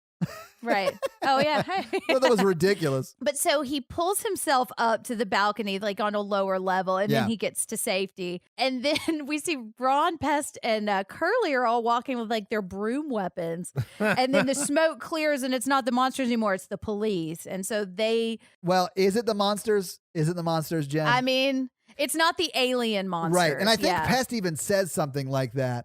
And that's when they yell armed police because the armed police are now showing up. They are, yeah. And I am going to link I found a lot of articles about this where they talk about how there are multiple threats in this movie. There's hi-hats, and then there's the police, and then there are the alien monsters, and how that kind of all plays together. Yeah. Yeah, I'm going to link a lot of stuff because I found a lot of really cool writing about this movie. Yeah. And so they are all getting arrested. Then the elevator opens, and it's the same bodies where we opened on hi-hats with the gun, but it's Moses this time. And this is when I remembered that he still had the handcuffs on his hands that had just been broken. They're around his wrist. Yeah. And so he's standing in the exact same way that Hi-Hats was. He's just not holding a gun, but they still arrest him. And that's when I was like, yeah, but there's no way he could have killed these bodies this way. But I also think like the metaphor is that like they immediately think he's a suspect or that he's the one to do It does not matter. I mean, they're going to arrest him anyway. Yeah, absolutely. Exactly. Yeah. And so Pest and Ron and Luke, they're all getting like pulled out in their handcuffs. And they're like getting like jostled around and like they're trying to resist and everything. And I think it is a comparison because Moses is just like walking and he's kind of got his head he's down. like resigned to the fact that he's going to jail. Yeah. Exactly. Because he knew this was going to happen the whole time. He did. This is always going to happen. Unless he died, this is always going to happen. Exactly. Yeah. And I think that's part of the larger metaphor of this movie. Same. Yeah. But Pest is saying like Moses, he saved the planet. Like he's not the bad guy. He's the hero. And he's trying to tell the police like he saved the block, and now Sam is talking to the police. Yeah, Doctor Who was like vouching for him. She's like, "That's not the criminal. That's my neighbor." Yeah, and I thought that was really like I've probably got more to say about that, but it's like just talking about like this is part of my community. This is not an othered community. And yeah, so absolutely. once you can. There's another article I'll link that was saying what this movie is really asking is like, what does it mean to let go of this culturally ingrained fear we have of black men? And like when we can let go of that fear, we can start making people a part of our community that we normally would ostracize or that we would be afraid of. Absolutely, yeah. And I think there's so much that we could talk about with this right now, like related to Central Park Karen and like just what's going on in the United States, just like this ingrained fear that we have of black people and black men specifically, where like doing normal things are seen as threats when they're not being threatened. Because he's the hero here. I mean, that Central Park Karen was literally bird watching. Exactly. I've never seen a guy look aggressive looking through binoculars at a blue jay. I know, yeah. God knows I have. But the only reason she was threatened by him is because he was asking her to not break the law anymore. And so that's... Yeah. I mean, that's a whole tangent. But I think there's so many levels to this. And it just kind of shows... We vilified Moses from the moment we see him in this movie. I think he's immediately presented as a villain. The first time we see him, he's robbing I think so too. And I think that's intentional. Me too, I think the point is, to say, no, there's more than just what we see. There's more than just a kid with a hoodie on, you know, and there's a lot more to the story. And if you can let go of that immediate fear that you have based on all of this history and all of these narratives that people have been telling you, then you can see this person as a human being. And then it makes you want to care and want to help and want to change systems that oppress these people. I just think I loved that moment when she said, no, they're my neighbors. Like I'm part of this community too, you know?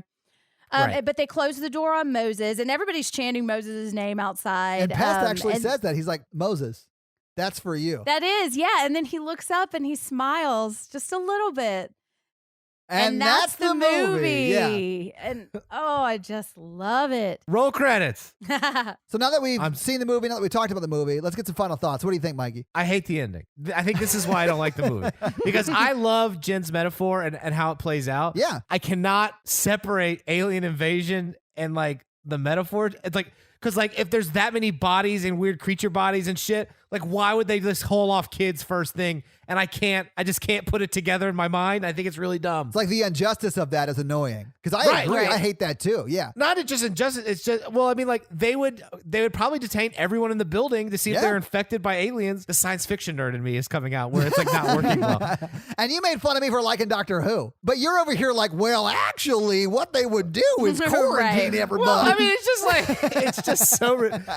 it's just so ridiculous. Yeah. It's just so ridiculous. I sort of agree. I think the reason they do that is because the metaphor of everyone's going to assume it's their fault anyway. But I agree. Like that would annoy me too. And the science fiction nerd in me as well as thinking they might be infected with something because they were bit by someone who is not a part of this planet, right? Right. So you want to find that stuff out. So like, but I understand that it serves the metaphor of the movie though. Right. And like, I think if they kept the stakes a little smaller, because like, it feel like we were teetered right on the edge there. So like, if none of the kids died and all the adults who died, like died separately from them and like we didn't see it, like, well, like the kids weren't involved. We're like, there's plausible, like, you know, this happens in a lot of movies we watch, but there's no evidence at the end that it happened. Like it. Yeah. Right. Well, so like they're traumatized, but like, there's no physical evidence, and like then they get arrested. That would make more sense with the metaphor. Like no one's listening to the kids, kind of like it. But like, there's bodies and shit everywhere. Alien bodies and human bodies. Yeah. Yes, for blocks. So here's how I kind of look at that because the ending is frustrating for me. So let me see if I can say this. So I think like they start this movie with John Boyega committing a crime that he could be arrested and jailed for. Like that is a legitimate thing. And he was arrested for it earlier. And so I think what we see throughout the movie is his actions in saving the world or saving the block at least kind of outweigh this negative thing that he does. And we kind of like, she has forgiven him. He's like given the ring back. Right. And so I think what would probably happen is what you were saying earlier, Todd, is like 45 minutes down the road, they would get to the police station. Hopefully. They would see all these, they would see all these alien bodies. They would see, okay, there's no fucking way you caused all of this, but you still robbed that woman. Right. So we're still going to put you in jail. And we still found drugs on you and we're still going to put you in jail. Right. And so the movie, I think, is saying we have forgiven him for these criminal things. We understand why he was doing that, but the justice system is not going to do that. The justice system is going to say, yeah, maybe you saved all of these people, but fuck you, because what I really want to do is just criminalize you because of who you are. Right. I don't think that would happen in a real alien invasion. You think the cops would overlook the possession of marijuana and Right. Yeah. Yeah. Especially, they haven't even like secured the scene. They're like hauling him off when there's like alien bodies everywhere. Realistically, the police wouldn't do that. That's so dumb. Listen, Mikey, I agree. I just think it serves the metaphor of the movie. I think so too. I know, but that's what it just gets on my nerves. But I mean, we're also saying like we're talking from a position of people who don't fear the police and don't fear threat. Like my brother has talked his way out of so many parking or like speeding tickets, you know, and there's never a moment where he thinks I'm going to get killed by this cop, Yeah, you know? right. Between the three of us, I think I'm the one most willing to let go of the logical elements of a movie to fit the metaphor that I'm looking for. Yes, you know? absolutely. I think that is true. Yes.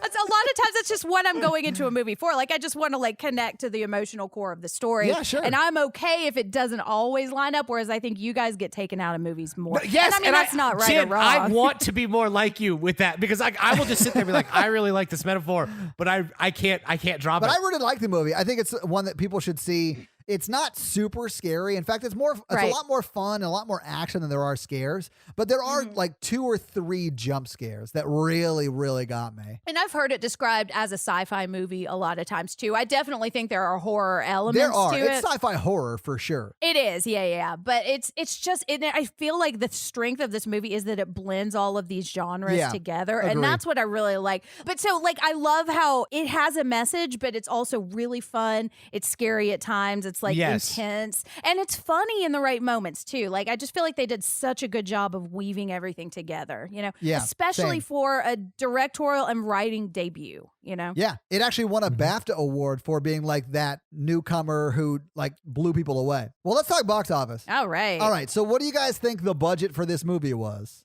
$1 million. Mikey? $600,000. Okay, it was $13 million was the budget Wow. for this movie. And now, I don't really have a lot of information because it wasn't released here wide. We sort of talked about that earlier. The highest theater count it ever got in the U.S. was 66 theaters that showed it. So it was a very limited release here. But what do you guys think it made worldwide in its box office run? $87 million. $10 million. Mikey, you said $87 million? Yeah. Okay. It was $6.4 million that it made in theaters. It honestly did a lot of that overseas. Here in the U.S., it didn't do all that well, but again, because it really wasn't released here in most theaters. Okay, so it didn't do great. It did not do great. No, it lost money. And I don't have DVD and Blu-ray sales listed for this movie. So I'm sure it made a pretty good amount there because it's done well since it was released. And it actually, critics loved this movie, but it didn't really do well when it was in theaters. But that's what I got for box office. This was a big word of mouth movie too. I feel like I heard about it after it was out of theaters, and I think that's it's a well-known movie in the horror community. Which is why I think it probably did much better on DVD and Blu-ray sales. I just don't have those figures. Yeah, they didn't track those. Yeah, but it did launch a lot of people too. Oh yeah, absolutely. Like speaking of John Boyega, so fun facts, Jen. Fun facts. Yeah. Time. Okay. So we already talked about how this was Joe Cornish's directorial debut, and he also wrote the movie. Yeah. But this was John Boyega's film debut as well. And I mean, he just kills it in this movie. He is great. He does. Yes, do a he very good does. job. Yeah. He talked about intentionally wanting to write this movie to counter the trend of hoodie horror films. So yeah, guys, I've been peppering my facts in a little bit, so I'm kind of coming up empty a little bit. Also, as for smaller movies, there's just not that much written as behind the scenes stuff, but I'm linking a lot of really good analysis to this movie. So it does take place on Guy Fawkes night. We talked about how Hi-Hats was the only one to use the guns and how he's the only intentional villain. He is villainous for his own needs, and the police, while you could say the system is the villain there and the aliens are villains because they just want to get laid. I mean, they do. That's not wrong. And I do think that the villains at the very beginning, which are the John Boyega gang, are really portrayed throughout the movie as they're only doing that to sort of fill their hierarchy of needs, like the Maslow's hierarchy of needs. Exactly. They're looking to they're trying to provide themselves food and shelter and stuff like that, which is all in the basic needs stuff, right? Exactly. Yeah. And that they're kids. Yeah. All right. So the Wyndham Tower was inspired by or named after John Wyndham, who is a British science fiction writer. Is that the block that they live in? Yeah, the tower is named Wyndham Tower, I think. Yeah. There are a lot of streets that are named after British authors or British sci-fi producers. Another one is J.G. Ballard, and there's a Ballard Street in the movie. Oh, interesting. And he wrote a lot of novels that are set on large urban blocks like this. So those were kind of intentional call-outs there. I don't know a lot about those authors, though, so listeners, if you do, I'd love to hear about it. All right, so the creature design for this, which we've talked about, is just fantastic. Yeah. So it was really just two men in gorilla suits, and they had animatronic jaws. And so they talked about how, because they're working with a lot of younger actors or child actors, young teenagers, especially when you're talking about mayhem and probs. And he said it helped to not have the CGI all the way because they were actually reacting to people in these suits that were chasing them. And so that helped with their performance. But so they filmed and then they added CGI in afterwards. They made the fur a little more spiky. They took away the reflective because it's like looking into a black hole when you look at the creatures. They did that with CGI, but that's the only use of CGI. The tiny female was a puppet. And the design of these aliens was inspired by the alien design for Space Invaders Space Invaders, which is an arcade game, right? One of the very first arcade games, Jen. Right. Like a late 1970s arcade game, yeah. I know very, very little about that, but yeah, I did read that was the inspiration. Yeah, that's cool. Most of my other fun facts have just kind of been peppered into the episode, so those are my fun facts. Peppered fun facts. Yeah. Delicious. Well, thank you for your fun facts, Jen. Let's do the scary scale. Hey, listeners, our scary scale is a scale we use to rank how scary we thought the movie was. It's not a ranking of the quality of the movie. It's how scared we were today when we watched it. Our 1 example is Ghostbusters. Our 10 example is Texas Chainsaw Massacre. All right, Todd, what you got? I'm going to give it a 3. I'm a run on the edge between 2 and 3 because it's not really that scary. I don't even think scares are the point of the movie, but there are some jump scares, but they're not bad. It's not super, super scary. Mikey? I'm going to give it a 1. That makes All right. sense. Yeah. It's Yeah. not really that scary. It's not. I'm going to give it a 1, too. And I think that there are moments of tension, but I think that it does such a good job of keeping it more like the adventure feel and the comedy feel. Yeah. Kind of keeps you from really getting super scared, So, yeah. When it lets the tension off, it really lets it off, which is nice. It does. And I want to reiterate, this is not the quality of the movie. This is how scary we think it is. Right, yeah. Because I would rank this, quality-wise, I would rank this way higher. Yeah, I think everyone should Yeah. see this if they haven't seen it already. Oh, yeah. All right, so this week you guys made me watch Attack the Block. What are you guys making We me did. watch next week? Well, Todd, we're not making you watch anything. Oh, we're doing a listener request. We are, yeah. Our listener request theme for July was summer horror, and we had a lot of participation this time. It was really fun. It's awesome. Yeah, I love seeing like over 100 people vote. Like that's insane. I know, it's so exciting. Our winning movie this time came down to 1 vote. Wow. I know, That's and so that insane. just says like, Because like 100 people voted. the winner of our listener request for July was Cabin Fever. Yeah. So we're gonna watch that, and I'm excited because I get to dream about the guy from Boy Meets World, whose name I can't remember right now, but I do like him. You like him so much that you like to look at him, but not learn anything about him. Yeah, was he Sean from Boy Meets World? Oh, is he? Yeah. No Yeah. shit. I didn't realize that was him. Yeah. Are you more Okay. excited now, Todd? I am. Yeah, so we're watching Cabin Fever next week, so make sure you check that out. And thank you so much for participating. Yeah. Thank you guys so much Yeah. for participating in that. And we do it every month. It's usually one of the last episodes of the month, and every level of Patreon is eligible to suggest movies and to vote on movies. Yeah, absolutely. So get in on any level of the Patreon and you'll be involved in that next month. Right. And guys, watch Cabin Fever for next week. So Mikey, do you have a review for us to read? No. All right, well, while you're looking one up, let me tell people how they can have their review read on the podcast, and that is simply to leave us a 5-star rating and review on the Apple Podcast app, and leave us something fun for Mikey to read. So, like, give us an accent, give us a style, anything like that, and then Mikey will read it that way. It's really that easy. What you got, Mikey? This one was from Bo Was Taken. The name Bo was taken, I guess? Yeah. Okay. And he says, I am an American, but I want Mikey to do this in Australian dolphin accent. Oh, He's listened to the bonus episode. I don't know if you guys listen to the Storytime episodes, but we just did our most recent Storytime was about a New Zealand dolphin. Was he swimming?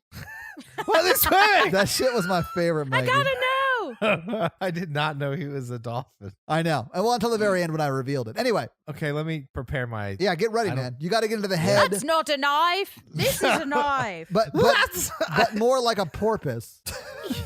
That's not a knife. This is a knife. Oh wow! It sounds like Flipper, but with an Australian accent. Oh, I forgot it was supposed to be a dolphin too. I am a huge Oh wow! fan, Ben!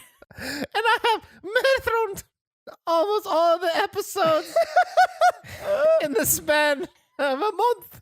Oh my God! I love Mikey and Todd's humor and Jin's thorough research she does in every movie. Oh my God, Thank Mikey! you. This podcast really helps my mind off the current pandemic and also make sure my wife doesn't murder me in cold blood Wow! You're welcome. by as the way. we're both working from home. This is really hard. Please help me. I'm stuck at an abandoned SeaWorld. Oh no! An abandoned SeaWorld. That's no good. Thank you all for that you guys do. Keep up the awesome shows. 5 stars. Oh my God! That's Thank you, amazing. Mikey. Are you okay? I know, Mikey. I'm sweating. Holy shit! I get really nervous during that part. Oh. Well, you crushed it, Well, Mikey. you Well hit it done. out of the park. Yeah. And Bo was taken. Thank you so much for that awesome Yes. 5-star review. And guys, if you want your 5-star review on the podcast, leave us a 5-star review. We are a member of the Consequence Podcast Network. So guys, do us a favor and check out their other shows like the Halloweenies, the Losers Club, This Must Be the Gig, Kyle Meredith with. And if you want to check out our shit, go to horrorvirgin.com where you can get Jen's blog Yeah. and links to the merch store. You can also go to @horrorvirgin on socials for all of the show channels. But if you want to follow us all individually, please do. Jen is at Jen Ferratu, Mikey is at M Randolph 24, and I am at Todd J Awesome.